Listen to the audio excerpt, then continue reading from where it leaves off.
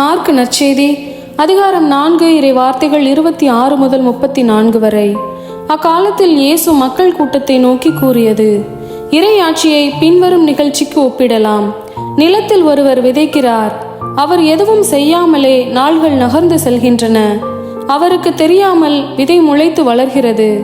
முதலில் தளிர், பின்பு கதிர், அதன் பின் கதிர் நிறைய தானியம் என்று நிலம் தானாகவே விளைச்சல் அளிக்கிறது. பயிர் விளைந்ததும் அவர் அரிவாளோடு புறப்படுகிறார், ஏனெனில் அறுவடை காலம் வந்துவிட்டது என்று கூறினார்.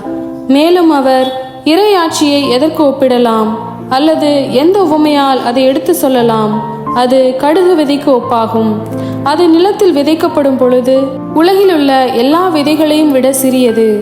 அது விதைக்கப்பட்ட பின் முளைத்தெழுந்து எல்லா செடிகளையும் விட பெரிதாகி வானத்து பறவைகள் அதன் நிழலில் தங்கக்கூடிய அளவுக்கு பெருங்கிளைகள் விடும் என்று கூறினார். அவர்களது கேட்டறியும் திறமைக்கு ஏற்ப அவர் இத்தகைய பல உவமைகளால் இறை வார்த்தையை அவர்களுக்கு எடுத்துரைத்து வந்தார். உவமைகள் இன்றி அவர் அவர்களோடு பேசவில்லை. ஆனால் தனிமையாக இருந்தபோது தம் சீடருக்கு அனைத்தையும் விளக்கி சொன்னார். இது ஆண்டவரின் அருள்வாக்கு. இறைவா, உமக்கு நன்றி.